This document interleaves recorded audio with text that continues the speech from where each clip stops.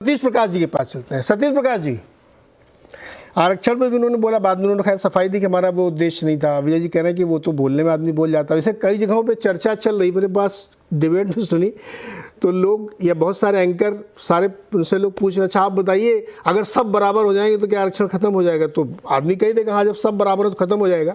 ये बिल्कुल वैसे ही एक बात है जिसको कि ह्यूमन साइकोलॉजी की बिल्कुल जीरो समझ होगी, वो बात ये कहेगा कि जब सब बराबर हो जाएंगे तो आरक्षण खत्म हो जाएगा। ऐसा होता क्या? सतीश प्रकाश जी आप बताइए सर, क्या राहुल गांधी विरोधाभासी है, एक देश विरोधी एजेंडा लेके जाते हैं और इस तरह की बातें करते हैं? नहीं, देखिए मैं सतीश जी की बातों से बहुत सहमत हूँ। उन्होंने जो कहा है, हो सकता है कि राहुल गांधी जी की भाषा में कुछ गड़बड़ है। उन्होंने जिन शब्दों का चयन किया है, देखो आरक्षण इस देश की एक बहुत बड़ी आबादी है जो हजारों साल से कहीं ना कहीं किसी ना किसी वजह से, क्या उसके धार्मिक कारण भी हो सकते हैं या बहुत सारे कारण हो सकते हैं, उसको अलग थलग किया गया। और आरक्षण की वजह ये बनी कि उस बहुत बड़ी आबादी को भारत की एक बड़ी व्यवस्था में शामिल होने का मौका मिला। लेकिन जिस तरीके से उन्होंने जो कहा है, आरक्षण खत्म करने की जो बातें की है, देखिए आरक्षण राहुल गांधी खत्म नहीं कर सकते, आरक्षण बीजेपी खत्म नहीं कर सकती।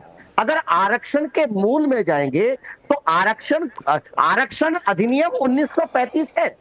देश जब आजाद नहीं हुआ है, बाकायदा बाबा साहब कम्युनल अवार्ड ब्रिटिश। अरे सतीश जी मायावती जी के वक्तव्य के आलोक में समीक्षा करिए ना सर। सुनिए, सबसे बड़ी नेता इसका आपत्ति ले रहे हैं और आप उसको जस्टिफाई कर रहे हो, उनके संदर्भ में बताओ। आप मेरी बात को सुनिए। देखिए राहुल गांधी जी का नजरिया आरक्षण को लेकर के भारत में बीजेपी और कांग्रेस का नजरिया बिल्कुल समान है। दोनों आरक्षण को कुंद करना चाहते हैं। आरक्षण खत्म करने की जो बात राहुल गांधी, सतीश जी देखो आपने एकदम तो यू टर्न मार दिया। अभी आप पता नहीं क्या क्या बता, अब आप कह रहे कि जैसे अब आप सतीश जी से डिफरेंस में आ गए। चलो खैर कंटिन्यू करो। सुनिए जी बोलो। देखिए राहुल गांधी जी कांग्रेस हैं, बड़े लीडर हैं। अभी आरक्षण को लेकर के उनके बयान बता दूं आपको। जब आरक्षण में वर्गीकरण की बात हुई तो वर्गीकरण का बचाव कौन कर रहा था? बीजेपी कर रही थी ना। और वर्गीकरण के ऊपर एक भी शब्द कांग्रेस की तरफ से नहीं आता है, राहुल गांधी की तरफ से नहीं आता है। और बाकायदा कांग्रेस शासित 2 राज्य के मुख्यमंत्री ये कहते हैं कि इस वर्गीकरण को हम लागू करेंगे, तब राहुल गांधी चुप रहते हैं।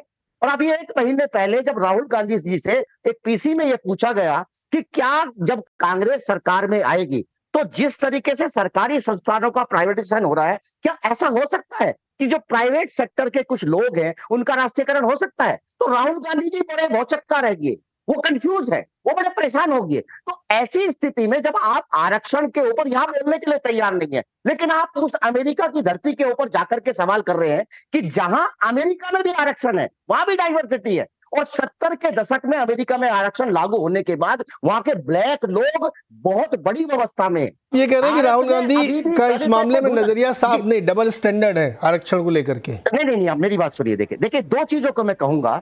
अभी प्रोफेसर साहब एक बात कह रहे थे कि देखिए भारत में हिंदू कोड बिल पास नहीं हुआ है। बाबा साहब ने 1952 में कानून। अरे सतीश जी मैं पूछता हूँ क्या आप घुमा के कहाँ पहुंचा देते हो? अब हिंदू कोड बिल कहाँ से आ गया इसमें? मैंने पूछा, एक मिनट पहले सवाल सुनो। आरक्षण के मामले में कांग्रेस और भाजपा दोनों एक जैसे हैं, राहुल का नजरिया साफ नहीं है, ये बात आप कह रहे हैं ना? बिल्कुल कह रहा हूँ। तो यही तो मैं पूछ रहा हूँ, आप घुमा के हिंदू कोड बिल में लेके चले गए, वो अलग विषय है। नहीं, अलग नहीं, सेम विषय है। आपके चैनल में बैठ करके गलत बहस हो रही है ना। नहीं, दर्शक जब सुनता है तो उसको क्लियर टेक अवे चाहिए। अभय दुबे जी ने कहा चश्मा बदलो, विजय जी ने कहा मुझे इस पे आपत्ति है, सतीश जी कह रहे मैं अभय जी के साथ हूँ। तो क्लैरिटी होनी चाहिए थॉट में। जब आप मुझे बोलने तो देंगे तभी तो बात करूंगा ना। सर आप ही बोल रहे हो। आप सुनिए ना सर, भारत में हिंदू कोड बिल पास नहीं हुआ है। उस हिंदू कोड बिल का विरोध आरएसएस ने भी किया और कांग्रेस ने भी किया। बाकायदा नेहरू जी ने नहीं मना कर दिया और बाबा साहब जी को बाकायदा दुखी होकर के कांग्रेस का मंत्रिमंडल छोड़ा।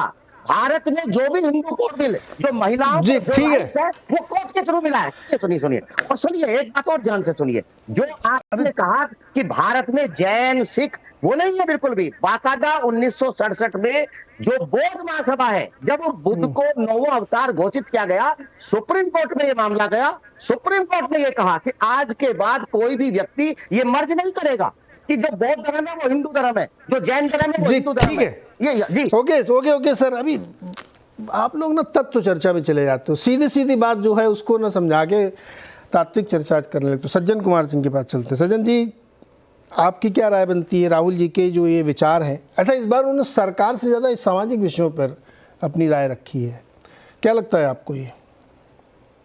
देखिए नीरज जी, अमेरिका में पहले से एक चलन रहा है कि अगर आपको भारत के लोकतंत्र या भारत की स्थिति उसके बारे में कुछ प्रोपेगेंडा करना हो तो आप वहां यूएस कांग्रेस में जाएं और वहां जाके आप एक टेस्टिमनी दें। उसमें कांचा इलैया गए हैं, उदित राज गए हैं, जॉन दयाल हैं, तमाम और बहुत सारे नाम आप लेंगे। लेकिन उसमें होता यह था कि इन सारे लोगों की कोई ऑफिशियल पोजीशन नहीं होती थी। वो एक्टिविस्ट थे, एक आइडियोलॉग थे, अपनी बात जाके कह सकते थे।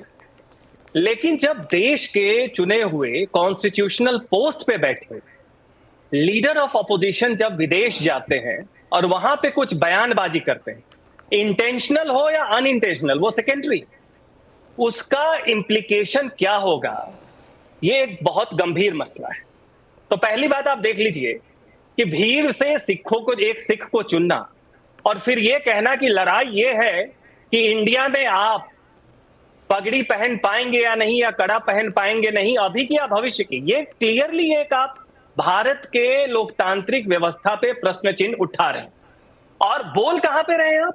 दूसरी बात देख लीजिए, बोल आप रहे हैं वहां के यूनिवर्सिटी में, Brown University, Georgetown University, US university. हर किसी को पता है, ये ओपन सीक्रेट है, कोई रॉकेट साइंस नहीं चाहिए कि यूएस यूनिवर्सिटी जो है एंटी इंडिया नैरेटिव की फैक्ट्री। राहुल गांधी जो बोल रहे हैं ये चीजें वहां पे पहले से एकेडमिया में पढ़ाई जा रही हैं, वहां पे फैलाया जा रहा है।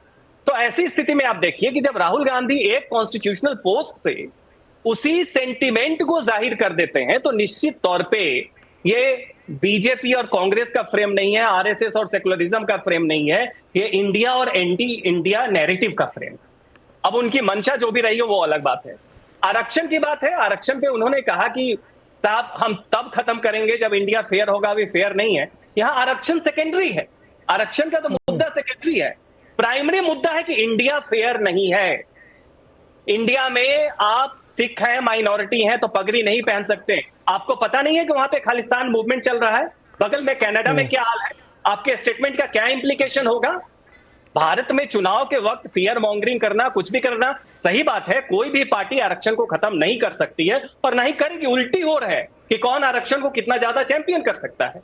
आप चुनाव के वक्त ये कहते हैं कि आरक्षण खत्म हो जाएगा, वो समझ में आता है, लेकिन यूएस जाके आप वो स्टेटमेंट दे रहे हैं जो अभी तक कांचा इलैया और जॉन दयाल और बाकी एंटी इंडिया सेंटीमेंट प्रोपेगेंडिस्ट जाके वहां पे देते हैं। फर्क ये है कि वो जगह एंटी इंडिया नैरेटिव की है और आप कॉन्स्टिट्यूशनल पोस्ट पे बैठे हैं। आप जो बोल रहे हैं वो हमेशा के लिए वैलिडेट करता है एंटी इंडिया प्रोपेगेंडा और नैरेटिव को, और ये बहुत ही बैड और डेंजरस प्रेसिडेंट जी। ओके विजय, ये बताइए क्या ये इसलिए भी राहुल गांधी कर रहे हैं क्योंकि उनका अभी जो लोकसभा चुनाव में जो सफलता मिल गई उनको, उससे उनको ये लगा कि जो हमने लाइन ली, स्टैंड ली, उसको और शार्पन करा जाए तो फ़ायदा होगा, और उस चक्कर में वो ओवरबोर्ड जा रहे हैं।